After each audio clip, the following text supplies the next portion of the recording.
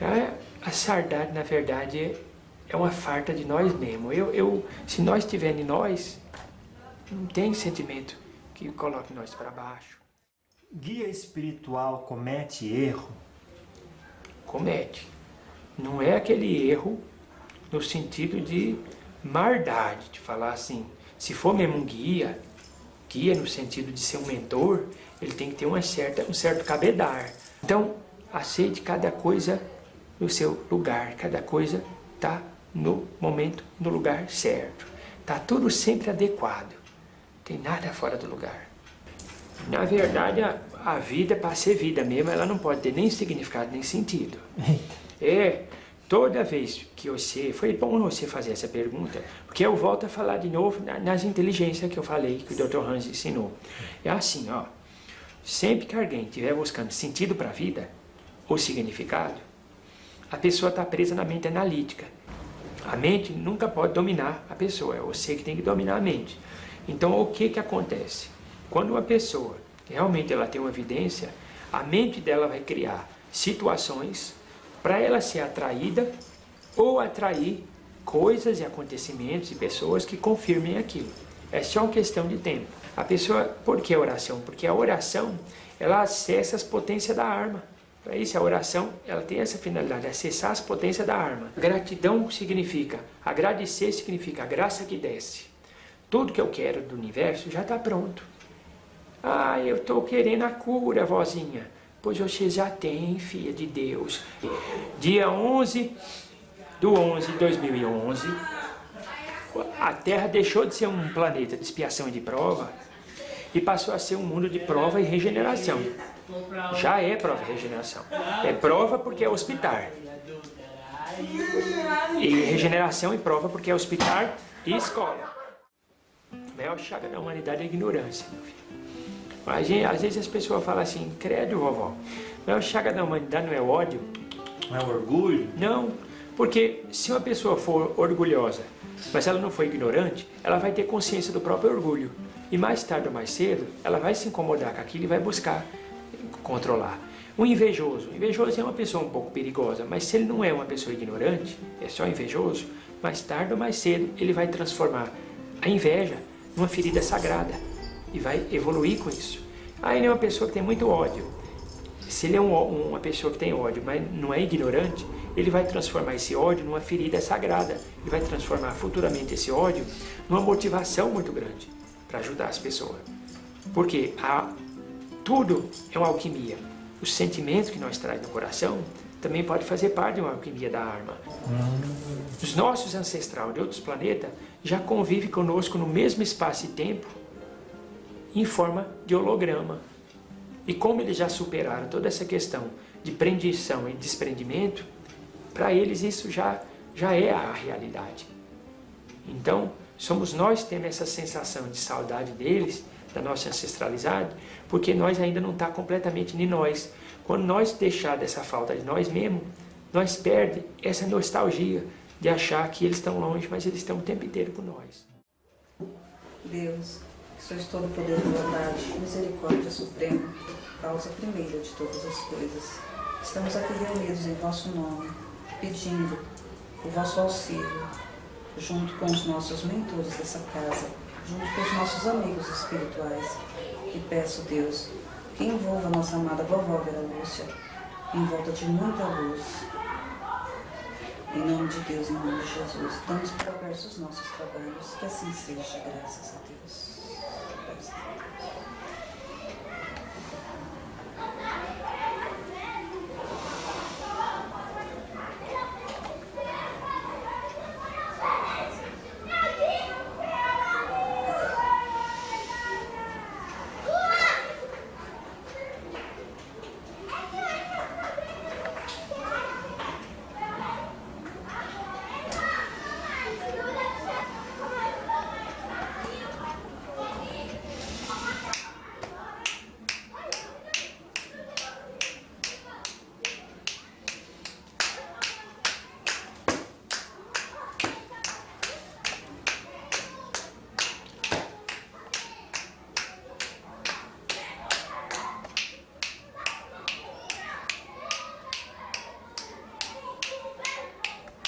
Salve, meus filhos. Louvado seja.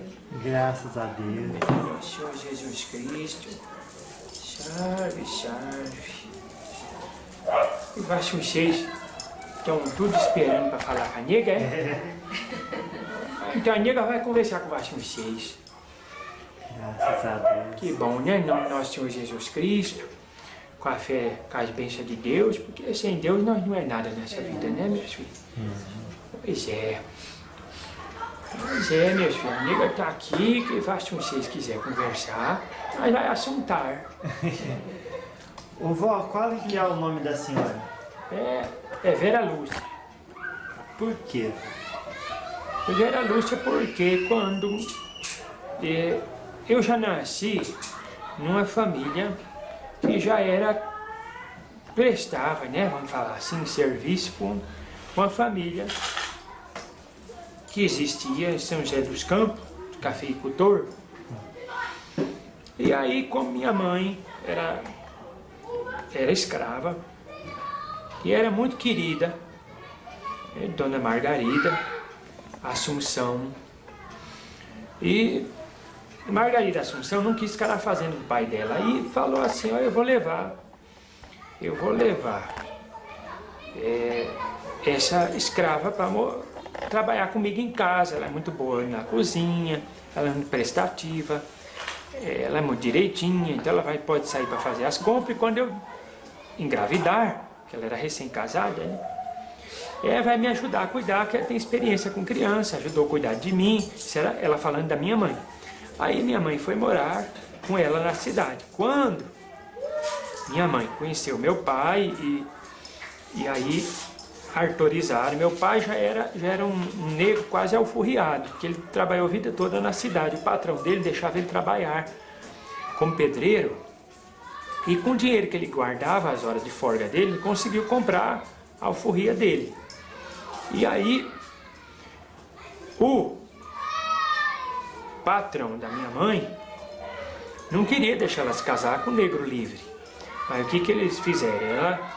Ela deixou casar, só que continuava morando na casa da patroa. Aí com o tempo, é que minha mãe continuou escrava daquela família e morava perto. Já morava com meu pai um negro livre, minha mãe escrava, mas aí o acordo era, a minha mãe ia lá e trabalhava das 7 da manhã às 7 da noite para essa família, todo dia, esse era o acordo. E ela ia para casa, a casa que tinha com meu pai, à noite. Aí, com o tempo, nasceu eu, e o que aconteceu? Quando eu já estava com uns 10 aninhos de idade, a patroa da minha mãe falou assim, olha, tu dê, Vera Lúcia, para nós, aí eu te dou a carta de alforria, a gente faz essa troca. Minha mãe sofreu bastante, tudo, mas aí foi aquele acordo assim. Você vai continuar vindo ver a menina todo dia. A única coisa é que você está fazendo, até porque minha mãe, depois de mim, já estava com mais 3 crianças.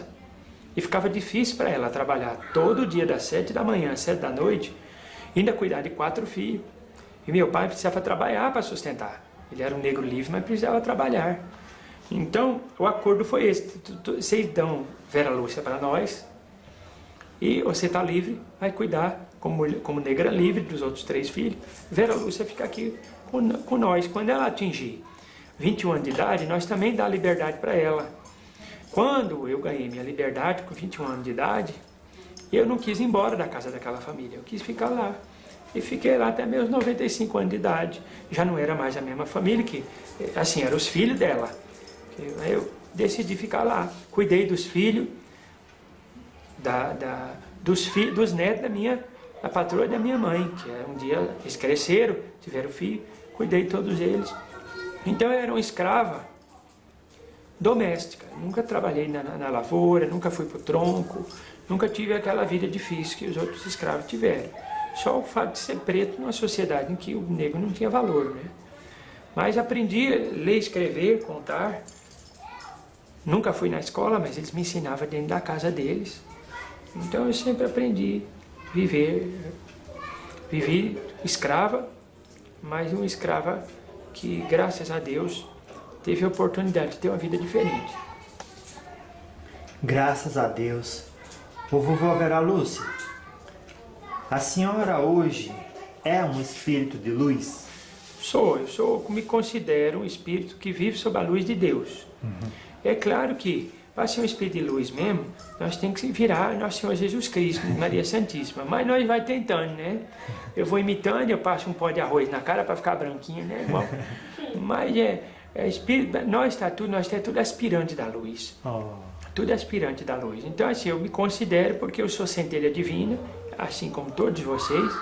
Então, nós já temos que se sentir espírito de luz para vibrar na luz. Mas é claro que nós temos que se iluminar bastante ainda, porque nós está tudo evoluindo bastante.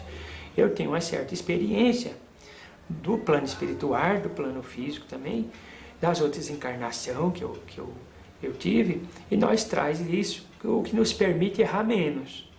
Mas nós ainda temos muito que aprender. Eu mesmo estou engatinhando na escola da vida. Guia espiritual comete erro? Comete. Não é aquele erro no sentido de maldade, de falar assim. Se for mesmo um guia no sentido de ser um mentor, ele tem que ter um certo cabedar, uma certa experiência para poder orientar aquele que está encarnado a errar menos. Mas ele também erra, até porque, muitas vezes, eu vou falar um segredo para vocês aqui, que vai deixar de ser segredo agora. Quando uma entidade que trabalha na luz há muitos e muitos tempos, recebe a outorga para se tornar um mentor, para se tornar um guia, é normal bater uma ansiedade, e assim que ele consegue um pupilo, um médio para ele ser o guia principal daquele médio, a pressa para aquele médio evoluir é muito grande. Então a entidade muitas vezes começa a botar o médio num monte de situação em que o médio não está tão pronto ainda para fazer. E aí é onde, naquela ansiedade para os dois evoluir logo, porque o guia, quando ele é novo ainda, no campo de mentor, ele tem uma pressa para que o médio adquira um padrão evoluído muito alto, até para ser melhor para os dois. E nisso comete algumas precipitações, de expor o médio a incorporações muito longas, às vezes eu já vi entidade muito bondosa, de luz, 8 horas incorporado no médio, começa a incorporar assim 3 da tarde, vai até bastante, incorporando e dando consulta, 3, 4 vezes na semana fazendo isso. Então não é por aí. Então comete sim. É claro que depois, né, tanto errar e acertar, você vai tornando mais experiente, né? Mas erra, tem guia espiritual também comete erro. Isso é chamado erro do bem, mas posso falar só mais um pouquinho? Claro. Filho? Sabe um dos erros que os guias espirituais cometem, todos nós estamos sujeitos a cometer?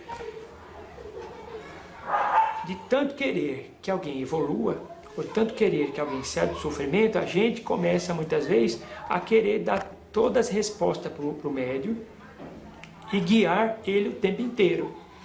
Quando nós percebemos lá na frente, o nosso médium continua estacionado, porque nós respondia tudo para ele e fazia tudo para ele, e sem querer nós leva chamada de atenção da parte do nosso superior, que nós, por tanto amor que tinha pelo médium, nos tornamos obsessor do bem.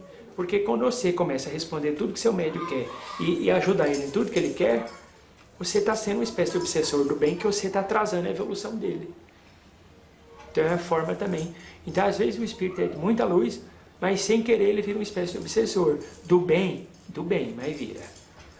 Então isso é um erro que o espírito comete. Qual foi a maior lição da sua encarnação, vó? A maior lição da minha encarnação, teve muitas, né? Mas uma delas foi a questão assim de entender que a saudade, na verdade é uma farta de nós mesmos. Eu vivi muitos anos, a vantagem de viver muitos anos é que você aprende muita coisa, mas quando se passa dos 80, 90, 95, quase 97, igual eu cheguei em 96, eu um monte de gente que você conheceu já se foi. E eu me tornei uma pessoa muito saudosa. Embora eu tivesse a saúde boa, eu não era debilitado, enxergava normalmente, ouvia, falava, andava, mas batia aquela saudade, às vezes ficava um dia inteiro naquele calundu, sofrendo de saudade. Aí um certo dia, eu estava lá em oração, e eu tenho uma mentora espiritual que é uma pessoa maravilhosa, até hoje ela ainda é minha mentora, vocês conhecem, que é a mãe Kuan Yin. E essa mentora sempre apareceu como uma chinesa muito bela. Eu um dia já velhinha, aí eu falei, eita, você sempre do mesmo jeito, né, minha mentora? E ela falou, você não era assim, você tá meio cabisbaixa. Eu falei, é saudade, né? Saudade das pessoas que se foram. Até hoje eu lembro, quando eu brinquei naquele pé de abacateiro, aí eu ficava apontando as coisas e lembrando das coisas. Aí ela falou assim, você não tá com farta dessas pessoas. Eu falei, eu tô, mentora. Eu tô com farta delas, é uma saudade que bate no peito, aperta. E mesmo eu cercada de gente que gosta de eu, ainda bate uma solidão. Ela falou, não, você tá com falta de você. A saudade é farta de nós mesmos. Se nós tiver em nós, completa, inteira em nós, não tem saudade. Saudade bate, mas se vai. Eu falei, é mesmo? A saudade é uma farta de nós mesmos. Aí eu comecei, toda vez que eu sentia saudade, eu agradecia por ter conhecido aquelas pessoas e mesmo que eu chorasse com farta delas, eu agradecia por elas um dia ter passado pela minha vida e ter deixado esse sentimento que no futuro virou saudade. E aí eu me sentia mais perto delas. Uma força inexplicável me colocava perto delas. E aquilo passava e daqui a pouco eu estava alegre, normal, como sempre fui. Então eu aprendi isso, que a saudade é uma falta de nós mesmos. Se nós tivermos em nós, não tem sentimento que coloque nós para baixo. Quer sentir saudade é normal, mas ter saudade já não é normal. Eu posso, ou vocês, pode até estar com raiva de uma pessoa ou de uma situação. Agora, viver com raiva já é doentio. Eu posso estar com medo de uma coisa. Estar com medo é normal. Agora, viver com medo já é doentio. Então, eu comecei a entender que uma coisa é você estar com uma coisa, outra coisa é você viver com a coisa. Eu posso estar com tudo que não presta, mas à medida em que eu começar a viver com aquilo, então a coisa já está doentia. Eu costumo dizer que as pessoas não precisam sofrer. Eu sempre ensino isso, ensino para o meu médium, ensino para as pessoas que me procuram. Você está passando por um momento difícil, perder um ente querido não é fácil não. Enterrar um filho, uma pessoa tão importante na sua vida que se foi sem você ter nem tempo de dizer o quanto você amava ela, que partiu de repente sem dizer adeus. É difícil, a dor é inevitável, mas o sofrimento você pode escolher. Hoje você pode estar com essa dor e ela sim vai fazer você sofrer. Você pode estar com a dor e estar com o sofrimento, mas na medida em que você passa a viver com o sofrimento, você já está se colocando na condição de vítima. Você já está se colocando na condição depreciativa. E aí você vai atrair mais sofrimento e mais dor. E para sair desse ciclo vicioso, vai dar muito trabalho. Então, você pode estar com dor. Você pode estar sofrendo hoje. Mas não aceite viver sofrendo. Porque isso só vai fazer distanciar, fazer o distanciamento maior entre você e aquele ente querido que se foi. Ele não vai nem escutar suas orações. Então, não aceite viver sofrendo. Estar sofrendo, sim, faz parte. Mas não aceite viver sofrendo. É isso que aprendi. Foi um ensinamento muito importante que aprendi com a minha mentora espiritual. E hoje eu passo para as pessoas. É o que eu faço. Qual que foi, vó, o último desafio para a senhora se tornar mestra de si própria? O último desafio foi eu conseguir aceitar de uma vez por todas a justiça de Deus. Porque mesmo eu já trabalhando na luz como espírito do bem, de vez em quando batiam umas dúvidas. Eu pensava, mas meu Deus do céu, ou por que aquele pessoa tem e sobrando, enquanto tem gente que vai dormir com fome, meu Deus. Gente trabalhadora, que acordou cedo para trabalhar, mas o dinheirinho que ganhou no fim do dia, muitas vezes vendendo lata ferrujada, não deu para comprar os pão para todo mundo da casa comer. Tem mal com que se cobrir de noite, na noite fria. E o outro ali, levantou da mesa porque não tinha a mistura que ele queria, só tinha outras, um monte de outras, menos que ele queria e levantou. Meu Deus, por que tanta essa diferença? Aí foi quando Deus tocou no meu coração e falou, você fala tanto que a vida é uma escola, que as pessoas estão aí na terra para aprender, não é isso que você fala para as pessoas que te procuram? Que garante que aquele que hoje está na farta, ontem não jogou fora, ou não tirou da boca de quem já não tinha. E ele está passando por essa modalidade escolar. A miséria. Aquilo é a riqueza para o espírito dele. E o outro que hoje tem a fartura, ele também talvez viveu na miséria no passado. Mas ele pediu tanto que hoje ele está tendo a prova da riqueza. Se ele não se der bem, amanhã ele vai estar ali, do jeito daquele outro que está ali causando dor no coração. Então, aceite cada coisa no seu lugar, cada coisa está no momento, no lugar certo. Está tudo sempre adequado, tem nada fora do lugar. Aí quando eu entendi que o universo é como um tabuleiro e cada peça está onde tinha que estar, esse foi meu maior desafio. Eu aceitei. Aí eu passei a não questionar mais nada, só aceitar, abençoar. Foi assim que eu passei a existir. Qual que a senhora percebeu ser a maior lição da mãe escravidão? A maior lição da escravidão é que não existe escravidão. A maior escravidão é a escravidão da pessoa começar as coisas e não acabar. Ela tem iniciativa, mas não tem acabativa. Ela tem um monte de ideia na cabeça e daí a pouco não tem mais força para concluir nenhuma. É aquela pessoa que tem um potencial muito grande, mas deixa o medo dominar, se as prisão sem muro. Isso é a verdadeira escravidão. Eu descobri que a escravidão física, a qual nós negros era submetido, era irreal. Era irreal. O negro que estava no tronco, às vezes era mais livre do que um branco que estava andando pela rua, esbanjando. Porque, na verdade, o verdadeiro prisioneiro era aquele que surrava o negro do tronco. O negro do tronco estava livre, porque ele só estava no tronco, porque ele foi ele mesmo. Ele não deixou perder a originalidade. Agiu como ele tinha que agir, ouviu o coração dele. Enquanto os outros, que seguiam num cabresto, muitas vezes já estavam na prisão mental.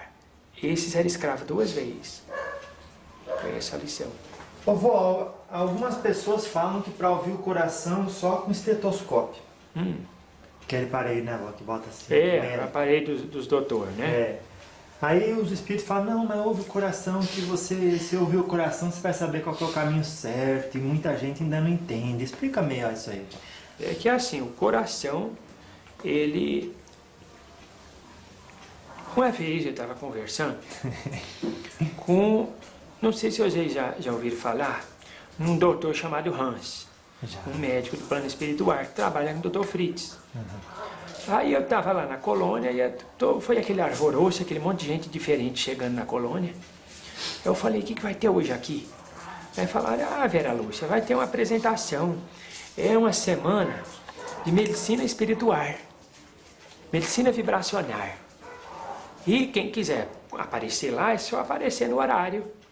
Aí eu falei, olha, eu tenho que fazer umas tarefas, eu tenho que sair da colônia, mas eu voltando no horário, eu vou participar.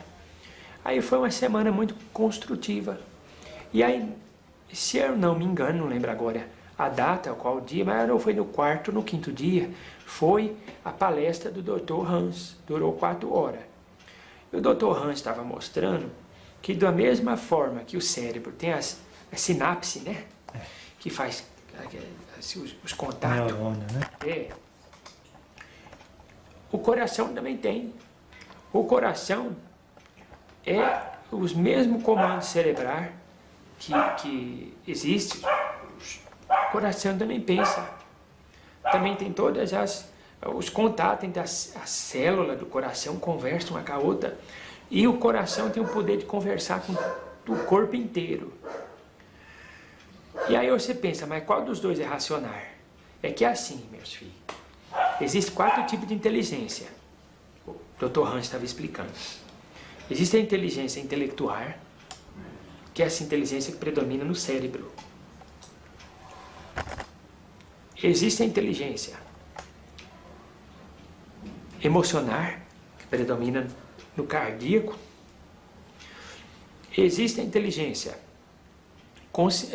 espiritual, que predomina na região do chakra frontal, que pega glândula hipófise. E existe a inteligência consciencial, que pega as 2 glândulas, a hipófise e a pineal. Então, o que acontece?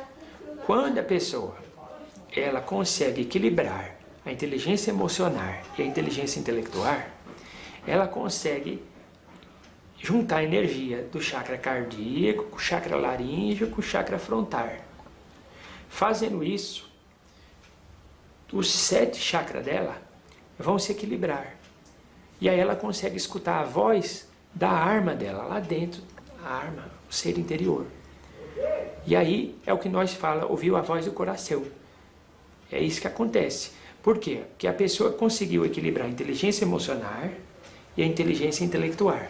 É só uma questão de tempo para ela desenvolver a inteligência espiritual e depois a inteligência consciencial. Fazendo isso, vai escutar a voz do coração com muita facilidade. Tem gente que consegue isso sempre. Outros conseguem de vez em quando estão num retiro espiritual, afastado das correrias da vida. Aí entra num estado alterado de consciência. Não é no estado de consciência alterada, porque o estado de consciência alterada é doentio. O estado de alteração da consciência, ele é saudável, porque a consciência que está alterada. Aliás, a consciência está ela mesma e se alterou por causa de uma frequência. Já quando é a consciência que está alterada, é que a pessoa já está meio maluco. Então, a pessoa que ela conseguir equilibrar a inteligência emocional com a inteligência espiritual, aliás, desculpa, a inteligência emocional com a intelectual, ela vai puxar a inteligência espiritual dela, que vai puxar a inteligência consciencial. E aí, ela vai se harmonizar e as coisas, ela vai ouvir a voz do coração. É assim que funciona. Por isso é uma coisa meio simbólica, meus filhos, de falar, a escutar o coração. Aí não vai precisar do aparelhinho do doutor de branco lá, né? Foi isso que o doutor Hans ensinou para nós na colônia. Muito bom, vó. Graças a Deus. Pois é. Ô, vó, qual que é o significado da vida? Na verdade, a vida, para ser vida mesmo, ela não pode ter nem significado, nem sentido. Toda vez que você... Foi bom você fazer essa pergunta, porque eu volto a falar de novo nas inteligências que eu falei, que o Dr. Hans ensinou. É assim, ó. Sempre que alguém estiver buscando sentido para a vida, ou significado, a pessoa está presa na mente analítica. A mente analítica, ela é praticamente a mente intelectual. Lembra que eu falei da inteligência intelectual? Sim. Que é a mesma coisa que inteligência racional, mente analítica, inteligência intelectual, mente intelectual é a mesma coisa. Então, a pessoa ficar procurando um sentido para a vida, um significado também, ela está presa, ela está dando volta em círculo na inteligência racional. Quando a pessoa consegue, através de muita meditação, através do uso da ayahuasca, que é o chá divino, através de práticas como yoga, e uma vida de oração, a pessoa consegue unificar inteligência espiritual e inteligência emocional. Então ela faz uma ligação no chakra laríngeo, onde está o racional, e o chakra cardíaco, onde está o emocional. Ela junta as duas coisas, o sentimento e os pensamentos. Quando você junta sentimento com pensamento, filho, você vai criar um ponto de sintonia com essa frequência maior. Então, naturalmente, a pessoa desabrocha a inteligência espiritual. Quando a pessoa chega nesse nível de inteligência espiritual, ela percebe que a vida não precisa ter sentido. Quem busca sentido para a vida é a mente analítica. Quando a pessoa entra num nível de padrão mais evoluído e entra na inteligência espiritual, ela já não procura mais sentido para a vida, porque ela sabe que o simples fato da vida não ter sentido e não ter significado é que faz da vida ser vida. Ou seja, ela já não vai mais querer nada que não seja para ela, ela já não vai mais esperar com ansiedade os bens materiais, ela simplesmente, quando quiser uma coisa, vai lançar para o universo, esperar o universo trazer. Se não trouxe, é porque não estava numa ordenação divina, foi um livramento. Então é isso, o verdadeiro buscador, ele tem que encontrar, chegar nesse nível de entendimento. Enquanto uma pessoa estiver buscando sentido para a vida e significado, ele está preso na mente analítica. Ele ainda não entendeu o propósito da vida. Porque se a vida precisasse ter sentido, ela não era vida, ela era uma prisão. Ela era simplesmente uma história pré-determinada para se cumprir. E não é bem por aí. Ô vó, me diz uma coisa, se tudo acontece na hora certa, não deveria a mediunidade ter uma data certa para aflorar e não precisar ser excitada? Mas ela tem a mediunidade, cada pessoa só vai aflorar no momento certo. As pessoas que precisam instigar ao desenvolvimento mediúnico, na verdade, elas fizeram isso por quê? Porque nas encarnações anteriores, ou ela fez mau uso da mediunidade, ou ela não fez uso de jeito nenhum, segurou, às vezes até endoideceu, porque o médico, quando ele é muito ostensivo, ele não trabalha, ele endoidece. E o que acontece? Quando a pessoa está lá na câmara da reencarnação, esperando para reencarnar, e o corpo dela está sendo fabricado em conformidade com as necessidades evolutivas do espírito dela, a célula do corpo recebe toda a informação do que ela aprontou na encarnação anterior. Então, se ela sufocou a mediunidade dela, a própria estrutura do corpo físico dela vai dificultar essa mediunidade, mesmo ela tendo uma grande necessidade de vir. Primeira coisa que faz, logo quando ela está na infância e ela começa a crescer e já começa a não ver mais os amiguinhos imaginários dela, que de imaginário não tem nada. É tudo amiguinho verdadeiro, que a criança vê, tudo espiritual mesmo. Só que o que começa a acontecer já em tenra idade?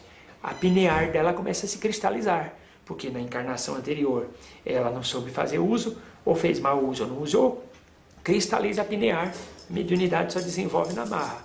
Aí são aqueles médicos que sofrem para desenvolver a mediunidade, mas sofrem muito. É tudo médio velho, preguiçoso, mal utilizador, o rebelde. Que acontece isso, porque o médico já vinha trabalhando nas encarnações anterior, flui numa normalidade, do nada dá um sono quando está lá com uma certa idade, 11, 12 anos, incorpora, que já era um médium que dava vazão à energia, aí dificultou as coisas, aí vai colher aqui. Como é que a pessoa sabe, vó, se ela tem mediunidade de visão e audição? A mediunidade de evidência, ela é uma das mais escancaradas, porque a evidência, o que acontece, né? A pessoa já é um espírito velho e o corpo físico dela já não consegue mais tolher os sentidos. Então, o que ela via no plano espiritual, ela vai ver aqui como encarnada. Mesma coisa. Aquela venda nos olhos que a matéria bota, para esse espírito velho experiente, já não bota mais. Aí o que acontece? Ah, mas você está dizendo que quem não é velho experiente não tem evidência? Às vezes até tem, mas canalizou para outra necessidade maior. Muitas pessoas eram para estar hoje aqui como vidente, mas o espírito delas preferiu bloquear a evidência para dar outro tipo de sensibilidade mais importante para a necessidade encarnatória dela naquele momento. Mas a vidência, quando aflorada, é muito natural, simplesmente vê e pronto. O que precisa ser desenvolvido, é a clarividência, porque a vidência é uma potencialidade anímica, é uma coisa da arma da pessoa, não precisa de um espírito do lado para ele ser vidente. Mas para ser clarividente, já precisa vir um espírito e associar a mediunidade dele com a força daquele espírito. Para quê? Para eles poderem ver mais longe, para poder fazer um diagnóstico, para poder fazer uma profecia, para poder registrar, entrar nos registros acásticos e poder ver o que está no passado, no futuro, que é a pré-cognição, essas coisas assim. Então tem a diferença entre vidência e clarividência. A vidência não precisa nem de desenvolvimento, mas a clarividência precisa, porque é a vidência associada mediunicamente. É a clarividência. Que a pessoa diz assim, eu não sou clarividente, eu sei que eu sou vidente. Daí ela fecha o olho e começa a imaginar, e ela fala, eu tô vendo, e no fundo é só a imaginação dela. Como é que ela sabe a diferença? É muito difícil saber a diferença, mas o que acontece é o seguinte, na vidência, quando a pessoa realmente está vendo, ela sempre vai ter confirmação, de um jeito ou de outro. Ela sempre vai ter confirmação, porque a mente, ela é produtora de um cenário. A mente de vocês, a nossa mente, é como uma ferramenta. A mente nunca pode dominar a pessoa, é você que tem que dominar a mente. Então, o que acontece? Quando uma pessoa, realmente ela tem uma evidência, a mente dela vai criar situações para ela ser atraída ou atrair coisas e acontecimentos e pessoas que confirmem aquilo. É só uma questão de tempo, porque o universo ele funciona assim, ele sempre dá prova de tudo, que é verdadeiro. Já se for imaginação, aí não vem confirmação de jeito nenhum. É pela confirmação que vai saber. É assim que funciona. Com o próprio tempo, a pessoa já, que tem a imaginação fértil, já se desestimula disso, porque aí vai cair no descrédito também, filho. Então a senhora está dizendo que quem tem clarividência não é porque não viu nada até ficar velho que não vai ver agora. Pode ser que veja. Pode ser que veja. Se o que estava impedindo a evidência daquela pessoa era as cristalização na glândula pineal, descristalizando a glândula, ela consegue. É uma das formas de descristalizar a glândula pineal, por exemplo, pessoa que faz iniciação em reiki, automaticamente já vai descristalizando a glândula pineal. Ainda mais se ela fizer as aplicações direitinho, vai fazendo. Uma pessoa que pratica muito yoga, descristaliza a glândula pineal. Uma pessoa, por exemplo, que medita bastante, descristaliza a glândula pineal. Uma pessoa que tira a carne vermelha totalmente do seu cardápio, tem grande chance de descristalizar a glândula pineal. E uma pessoa que para tomar esse suco que sobe um gás assim. Isso, como é que é? Refrigerante. Refrigerante, Parou de tomar isso aí, descristaliza a glândula pineal, porque o açúcar que é posto nesse negócio, ele passa por uma transformação bioquímica que vai cristalizando. Então parou de tomar essas coisas aí, não come carne vermelha. Aí só a tendência é desenvolver o que ela tem de melhor consigo. Que exercício a senhora dá, avó, para a pessoa que precisa destravar a clarividência conseguir fazer isso? Primeiramente, eu recomendo que a pessoa tenha uma prática de oração diária. Escolhe uma hora do dia, nem que seja 20 minutinhos. Não é possível uma pessoa não ter 20 minutinhos, nem que seja no banheiro do serviço. Então, a pessoa tira 20 minutinhos para orar. Ah, mas eu não vou conseguir ter uma imaginação tão boa para ficar orando 20 minutos, falando o que para Deus? Não. Adquira práticas de oração. Pode ser orações prontas. A pessoa, por que a oração? Porque a oração, ela acessa as potências da alma. Para isso, a oração, ela tem essa finalidade, acessar as potências da alma. Quando eu oro, eu estou acessando as potências da minha alma. Quando eu estudo alguma coisa edificante, eu estou cultivando as potências da minha alma. E quando eu pratico a caridade, eu estou ativando essa potência. Então, na oração eu acesso, no estudo eu cultivo, e com a caridade eu expando e confirmo aquilo em mim. Então eu recomendo que a pessoa dedique-se pelo menos 20 minutos de oração por dia, que faça pelo menos meia hora de leitura de alguma coisa produtiva por dia, alguma oração, algum livro, alguma leitura, algum estudo que torne a pessoa melhorzinha um pouco, e também pratique a caridade com frequência. Fazendo isso, a pessoa já entra num padrão vibratório diferenciado. Aí o que eu recomendo? Que a pessoa já comece a aprender a meditar. Qualquer técnica de meditação, qualquer técnica, só o fato da pessoa sentar num cantinho, sentar, fechar o olho e ficar prestando atenção na própria respiração, ficar ali nem que seja 5 minutinhos, prestando atenção na respiração e depois abre o olho, isso já é uma meditação. Isso tudo com o tempo vai desbloqueando a pineal, com o tempo as forças da pessoa vão voltando. É lógico, ela não pode parar só nisso. É bom ela buscar estudo, práticas que a tornem melhor para si e para os outros. Mas para começar, isso já está bom. Ô vó, como é que a pessoa faz para admitir que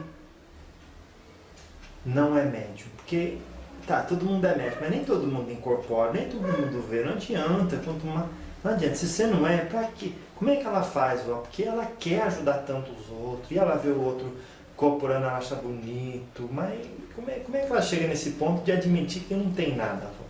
É assim, se a pessoa ela criou essa fantasia de que ela é médium, ela não vai conseguir se desprender facilmente. Porque assim, você citou uma situação muito interessante. Suponhamos que a pessoa não seja médium, mas ela é uma pessoa muito boa e ela se força uma situação, mas com a melhor das intenções, ela está ali ajudando as pessoas. Certamente, apesar dela estar se enganando as pessoas que são ajudadas por aquela pessoa, a maioria pelo menos, vai emitir tanta energia de gratidão que os espíritos de luz vão pelo menos tentar envolver aquela pessoa nas atividades dela em favor dos que a procuram, não é por ela. Não é por ela. Então ela está ali, às vezes, fazendo de conta que está com caboclo. Mas não está com caboclo nenhum. Mas ela ajuda tanta gente com aquele caboclo que não existe, que um espírito ou outro, por caridade e amor aos que procuram aquela casa, se encarrega de ajudar aquelas pessoas e com o tempo encaminhar elas para ir buscar ajuda em outro lugar. Agora, se ela estiver fazendo uso da mediunidade, forçando, e nesse meio ela estiver fazendo o bem e o mar, aí é só questão de tempo para uns obsessores envolver ela, e ela realmente vai entrar num transe parecido com o transe mediúnico, porque o obsessor ele bota um chip bem num chakra que tem aqui na nuca da pessoa, o chakra coordenador, e esse chakra aqui, ele consegue pegar a pineal, a hipófise e o tálamo. Existe dentro da cabeça dos seis uma glândula chamada tálamo. Se essa glândula desligar na hora do transe, a pessoa realmente entra num transe que ela praticamente não lembra de nada depois. Então eles botam esse chip aí, ele se aproxima da pessoa, desliga o tálamo da pessoa, ela vai entrar num transe, ele usa ela igual um boneco, aí ele se passa por Pai Joaquim, ele se passa por Bezerra de Menezes, ele se passa por Emmanuel, que já está até reencarnado, tem gente por aí ainda, até hoje, falando que incorpora e psicografa o Emmanuel, sendo que já está uma mão barbada de 20 anos, estudando aí para ser professor. E aí, esse obsessor vai induzir a pessoa. Agora, chega numa pessoa dessa e tente convencer ela que ela não é médium. O obsessor dela vai para cima de você. Aí depois você vai falar assim, fizeram uma macumba para mim, não sei quem faz. Ele nem foi, você só foi cutucar um vespeiro, um vara curta. Então, nesse caso, é só oração por essas pessoas, não tem como não. Qual que é, avó, a consequência de fingir uma incorporação? A consequência de fingir uma incorporação é muito grave, muito séria, porque semelhante atrai semelhante, filho. É uma lei muito séria. Se uma pessoa ela leva uma vida de fingimento, que tipo de entidade ela atrai para perto dela? Entidades embusteiras. Então ela está cavando um abismo com os próprios pés dela. Ela tá dizendo assim, é como se ela pegasse um letreiro bem luminoso, pusesse em cima da cabeça e dissesse: obsessores, venham todos. Porque é o que ela está puxando para ela, obsessor, obsessor, obsessor, a consequência. Ela está entregue aos espíritos vampirizador, embusteiro, oportunista, que vão usar ela até dar, quando ela for só um bagaço, daqueles que passam no moinho e não serve mais para nada, não tiver mais garapa espiritual, não tiver mais ectoplasma para dar, larga ela para lá, esse bagaço velho, e vão-se embora. A consequência é isso, é atrair gente igual ou pior que ela, só que desencarnado. É lamentável, mas procurou, né? Procurou. Pode desenvolver incorporação em casa? Pode. Se a pessoa já tem a predisposição para desenvolver a sua mediunidade, a mediunidade ela é uma coisa orgânica. Quando eu digo orgânica, é que ela funciona igual os sentidos do corpo. Uma pessoa que nasce sem limitação física, ela tem visão, audição, olfato, tato e paladar. O espírito, antes de reencarnar, ele também tem visão, audição, olfato, tato e paladar. É que às vezes ele reencarna e ele é novo ainda na matéria, ele perde, enquanto está encarnado, parte da visão, da audição, do olfato, do tato e do paladar. Ele só vai recobrar isso quando, pela emancipação da alma, ele sair do corpo, durante o sono da pessoa. Aí ele recupera isso, mas quando volta para o corpo, ele perde tudo isso. O espírito, quando é um espírito experiente, mesmo encarnado, ele não perde nada disso. Não perde a visão, não perde a audição, não perde o olfato, não perde o tato, não perde o paladar. Portanto, a mediunidade é orgânica, porque ela nada mais é do que a expressão da visão, da audição, do olfato, do tato e do paladar daquele espírito reencarnado. É nesse sentido que a gente fala que a mediunidade é orgânica. Então, se a pessoa já tem essa predisposição natural do espírito dela, pode ser em casa, pode ser num terreiro, pode ser num espaço, pode ser num grupo que se reúne com essa finalidade, ela vai desenvolver. Agora, o que precisa, às vezes, é ver o seguinte, que num centro, a oportunidade dela ter mais segurança mediúnica é muito maior. E em casa, às vezes, não é tanto assim. Então, é nesse sentido que, às vezes, nós falamos, procura um lugar, um centro para desenvolver. Porque lá, o ambiente já é preparado para não ter ataque espiritual. Com todo o preparo, às vezes, já tem ataque, quanto mais em casa. Então, é nesse sentido, o médium não ficar vulnerável às influências. Porque, olha, vamos supor que uma pessoa de 16 anos de idade resolve desenvolver a mediunidade em casa, no quarto da casa dela. E tem uma tia que mora lá, às vezes um irmão, uma pessoa mais alguém que mora na casa, carregado de obsessor, vítima de magia negra. Os quiumba entra na casa todo dia lá para tentar pegar. E tem um médium no quarto desenvolvendo a mediunidade. Vai dar alguma coisa que preste? Esse contato, esse choque, vai virar um pandemônio a casa. Porque é energia para lá, energia para cá. Então, por isso nós falamos, vá no centro. Vá num lugar onde tem as pessoas que te ajudam a dominar isso aí. Nesse sentido, mas se o ambiente estiver bem preparado, a pessoa souber fazer tudo direitinho, as orações certinhas, defumar a casa antes de fazer o trabalho de desenvolvimento, firmar, no caso, eu acredito no poder das velas, da magia, então firma os pontos direitinho, busca alguém experiente para ensinar, e aí pode fazer em casa sem problema nenhum, mas nunca deixando de lado a segurança mediúnica. Claro que sim. Vovó, qual é a maior chaga da humanidade? A maior chaga da humanidade é a ignorância, meu filho. Às vezes as pessoas falam assim, credo, vovó, a maior chaga da humanidade não é o ódio? Não é o orgulho? Não, porque se uma pessoa for orgulhosa, mas ela não for ignorante, ela vai ter consciência do próprio orgulho. E mais tarde ou mais cedo, ela vai se incomodar com aquilo e vai buscar controlar. O invejoso é uma pessoa um pouco perigosa, mas se ele não é uma pessoa ignorante, é só invejoso, mais tarde ou mais cedo ele vai transformar a inveja numa ferida sagrada e vai evoluir com isso. Ah, ele é uma pessoa que tem muito ódio.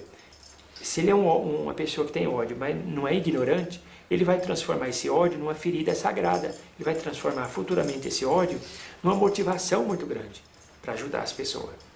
Porque tudo é uma alquimia. Os sentimentos que nós trazemos no coração também pode fazer parte de uma alquimia da alma.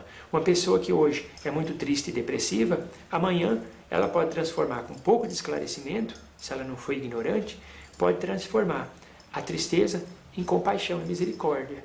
Então, o maior chaga da humanidade é a ignorância. É a ignorância. Preta Velha vem com um rosário de Nossa Senhora. Rosário de Nossa Senhora. Qual que é o efeito desse instrumento?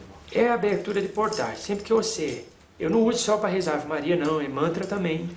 Então, cada vez que você pega um rosário desse, ou um rosário tibetano, que tem 108 contas, isso aqui tem 150 Ave Maria, mas 10 Pai Nosso. Então, o que acontece? Sempre que você repete um rosário, seja ele qual for, ele já existe o arquétipo dele no plano espiritual. Então, você está só ativando aquele arquétipo e criando um portal em cima do seu chakra coronário. E você fica por tempo indeterminado recebendo a egrégora daquele portal. Então, a pessoa que reza o terço, está sempre rezando o mantra, fazendo os mantras direitinho, já tem um portal ativado em cima do coronário dela. Tudo que ela for fazer, ela está na frequência daquela egrégora. Então, eu carrego meu rosarinho para estar sempre dentro das egrégoras que eu faço parte. O Om Mani Padme Hum, que é o mantra da minha mentora, da Mãe Kuan Yin. A Ave Maria de Nossa Senhora. Só que a Ave Maria eu faço diferente. Eu não faço aquela Ave Maria que eu aprendi quando eu estava sob influência da Igreja Católica. Porque quando eu morava com a família que eu morava, eles eram muito católicos, fervorosos. Então a gente ensinava, era aquela Ave Maria, né? A Maria cheia de graça, Deus é convosco. Bendito sois vós entre as mulheres, bendito é o fruto do vosso ventre, Jesus. Santa Maria, Mãe de Deus, rogai por nós, pecador, agora e na hora de nossa morte. Amém. No plano espiritual, os nossos benfeitores, nossos mentores acima de nós, ensinaram outra Ave Maria, que nós ensinamos aqui para vocês também. Alguma de vocês já sabe, né, filhas? Nós faz assim: Ave Maria, cheia de graça, Deus é convosco. Bendita sois vós entre as mulheres, bendito é o fruto do vosso ventre, Jesus.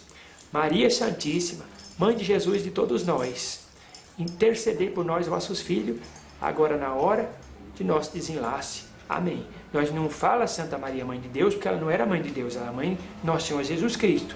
Deus é um, Nosso Senhor Jesus Cristo é outro. Então nós não faz essa confusão. E também nós não fala rogai por nós, pecador, porque o pecado não existe.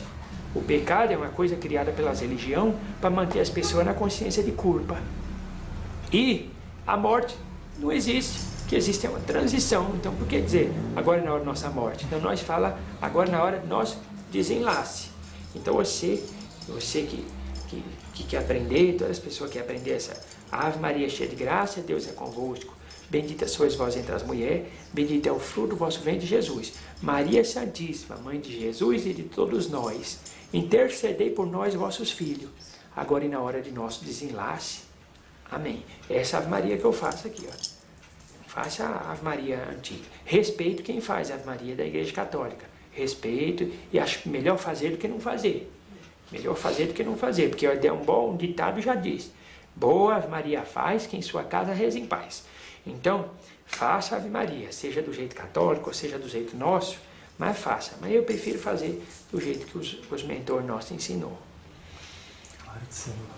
Qual foi o maior aprendizado que a senhora levou no seu coração dos maiores da espiritualidade? A gratidão. Eu aprendi uma coisa. A gratidão significa, agradecer significa a graça que desce. Tudo que eu quero do universo já está pronto. Ah, eu estou querendo a cura, vozinha. Pois você já tem, filha de Deus. Tenho não, tem, filha. Você já está curada. Tô não, viu? Olha essa perna do jeito que está, você já está curada. Que reza eu preciso fazer? Cata o terço. Aí a pessoa cata o terço. Eu falo, imagina que a perna já está boa. Agora diz, eu agradeço, agradeço, agradeço, agradeço. Reza 3 vezes o terço, falando, eu agradeço, agradeço, agradeço. Aí a perna sara. Porque agradecer quer dizer a graça que desce. Quando você já mentaliza que tem uma coisa na sua vida, e você começa a agradecer por aquilo, desce um chuveiro de luz tão grande dentro da pessoa, por cima da pessoa, que se ela visse nunca mais ela ia parar de agradecer por nada. Até se ela quebrar um pé, ela na hora veio dizer, ai, ela dizia, obrigado. Porque é isso que essa lição que eu carrego. Vovó, a senhora tem muita coisa para passar ainda e o tempo já está acabando. É assim mesmo, filho. O tempo a Deus pertence, né? Mas vai ter que conversar mais uma outra oportunidade. O que a senhora acha? Eu acho importante. Um dia, quando o filho puder, nós conversa assim. Conversa filho. mais, vó? Conversa. Oh, graças a Deus. Qual que seria então, vó, a mensagem final da senhora de hoje? A mensagem que eu tenho para deixar para as pessoas é que elas entendam que a vida não colocou ninguém aqui nesse mundo por acaso, não foi para sofrer, não foi para castigar. Quando nós fala que a Terra hoje em dia não é mais um mundo de expiação e de prova, não.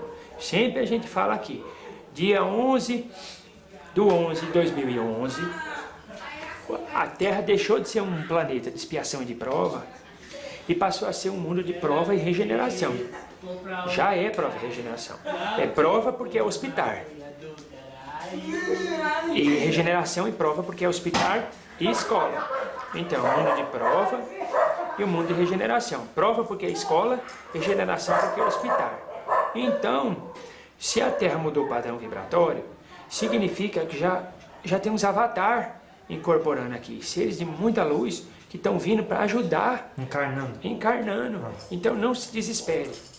Não se desespere. O socorro está chegando e a coisa não está boa aqui na Terra ainda não, mas nós da espiritualidade não estamos dormindo. Nós estamos acordados e estamos atentos. Vai piorar antes de melhorar, avó? É assim, quando uma pessoa ela está passando mal-estar, se ela não pôr para fora aquilo, não vomitar,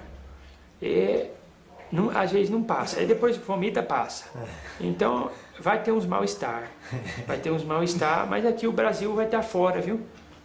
América do Sul está fora desse mal-estar. Vai estar mais para cima América do Norte, uma parte da Europa, boa parte da Ásia, vão passar por uns momentos um pouco difíceis, climático também.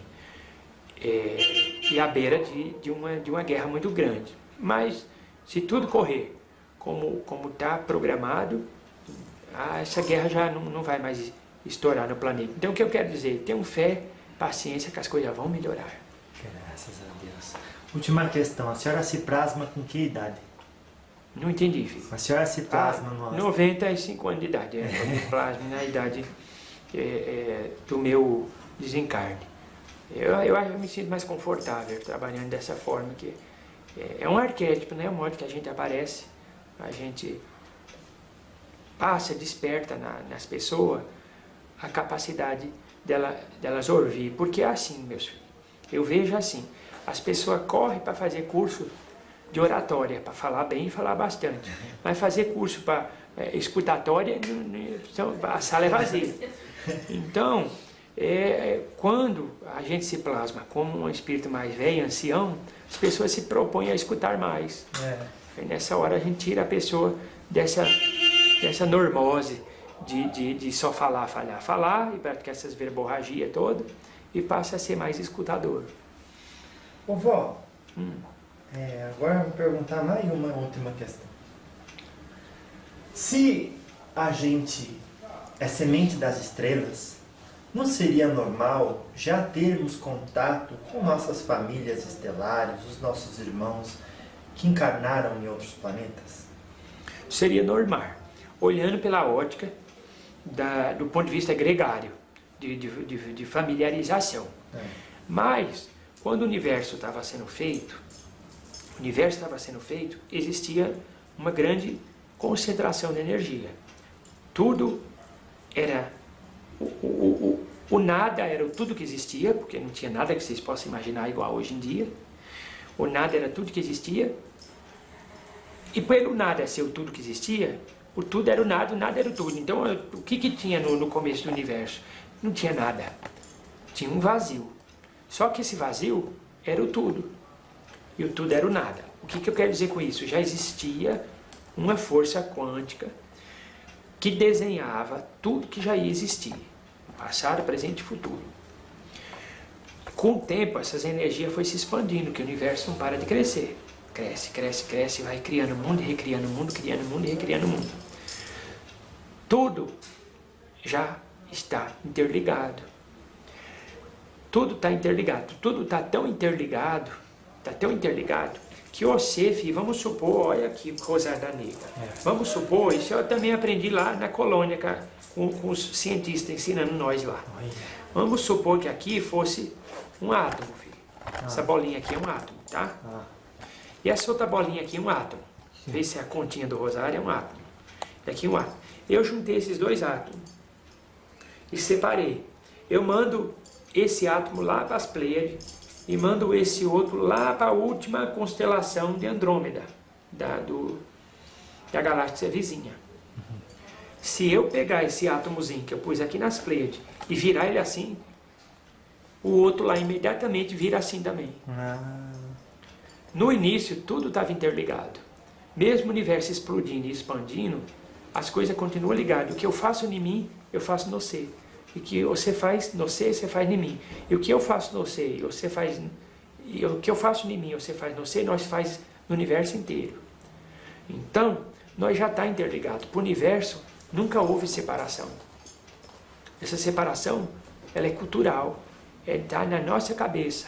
Então não há essa necessidade de nós ter contato com todo esse ser, todas as ascendência e descendência que nós teve nos orbes que nós encarnou, nos vários planetas que nós encarnou, porque nós já está interligado. E eles que já estão num nível de consciência maior, já sabem disso. Eles estão tranquilos.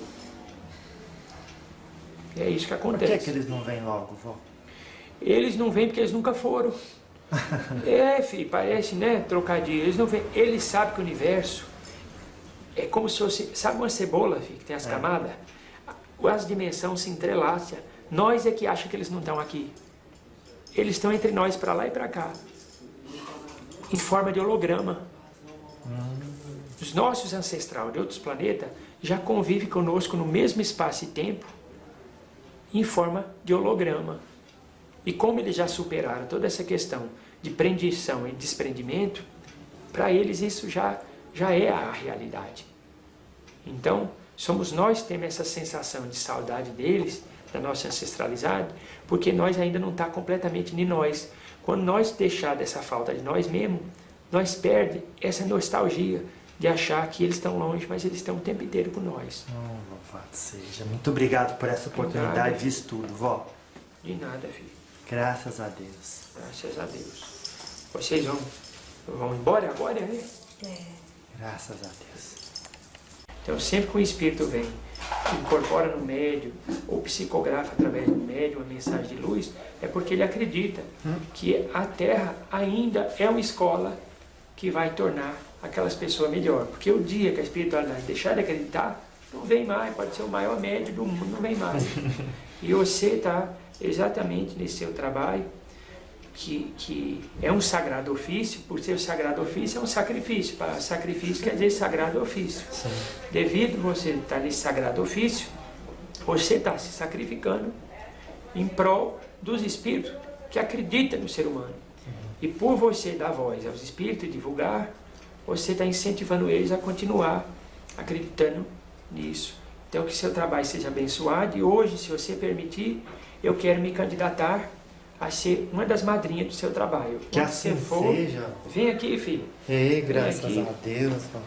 Ajoelha aqui, mas não é perante mim, não, é perante Não. Deus. Viu? Aqui é só porque Deus, vó. Tô ajoelhado. você fecha o olho, filho, tem a cabeça aqui, eu vou.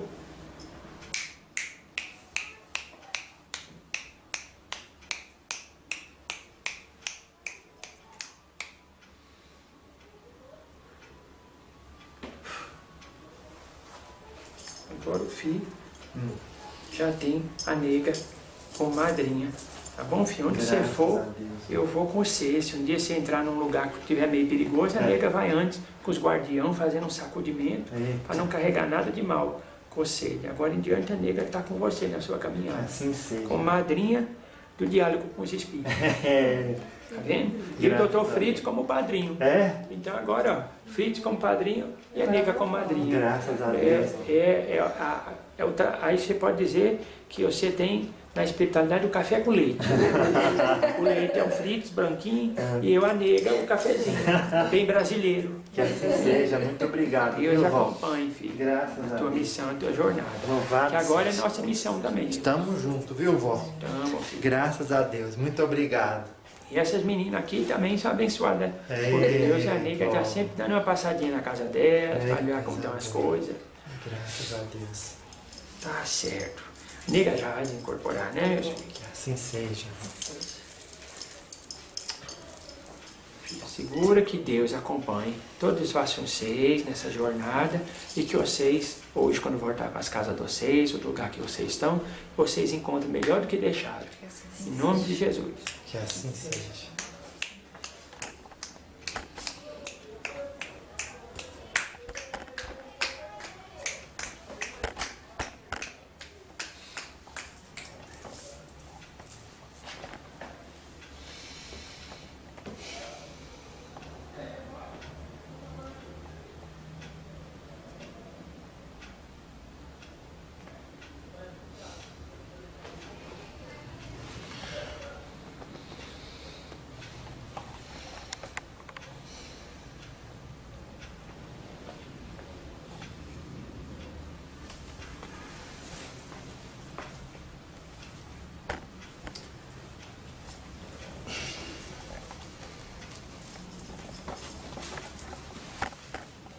Graças a Deus.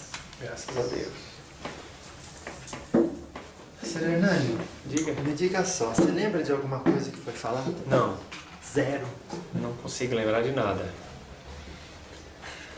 Acontece muitas vezes, as meninas estão aí de prova, as pessoas às vezes chegarem e falam assim, você me passou um banho semana passada, mas eu não estou achando essa erva. Não tem uma outra?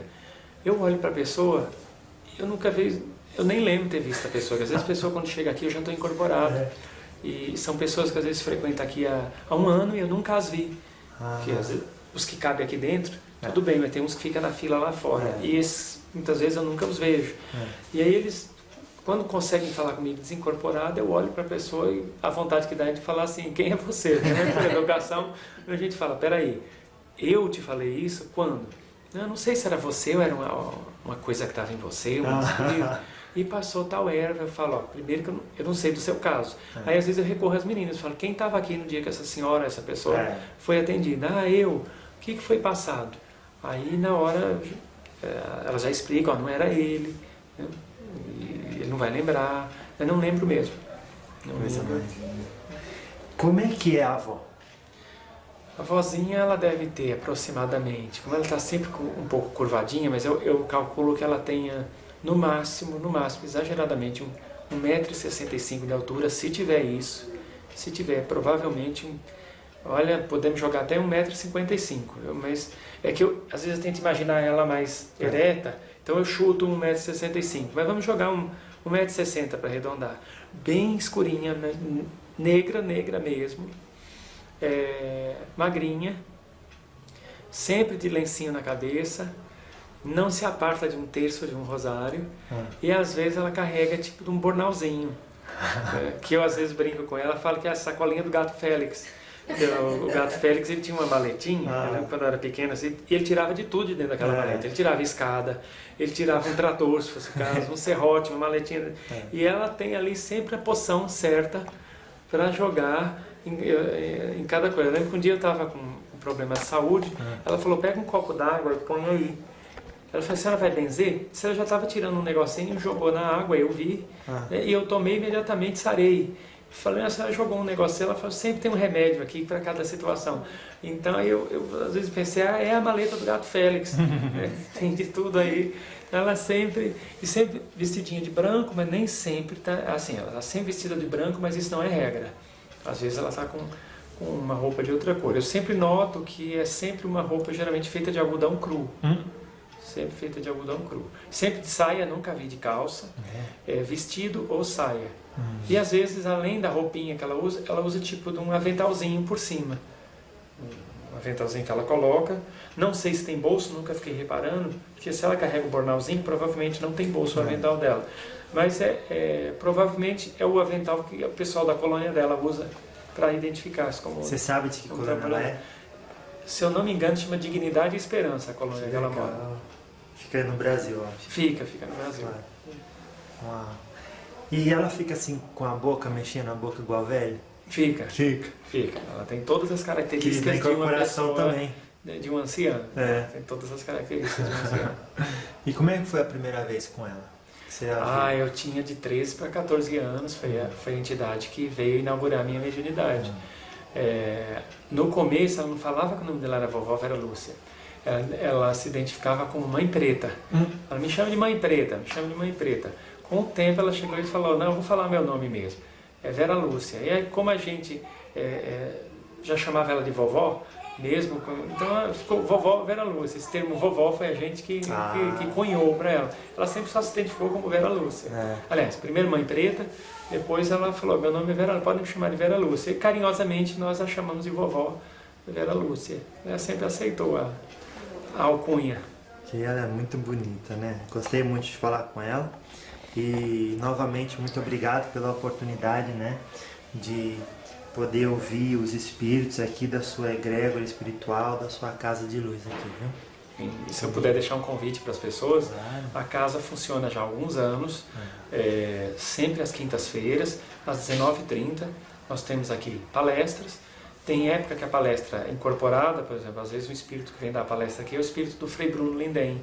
Eu incorporo ele por volta das 7h30 da noite, depois ele desincorpora e vem a entidade subsequente dar o atendimento para as pessoas. E às vezes quem dá a palestra sou eu mesmo, como a última quinta-feira eu acabei dando a palestra. Então assim, tem a palestra, depois tem os passes, que são passes com reiki, e o atendimento com a entidade, sempre gratuito. E a última sexta-feira do mês nós temos as cirurgias espirituais aqui, que nós usamos também radiestesia, apometria, cromoterapia, reiki, a cirurgia espiritual, tudo sempre gratuito.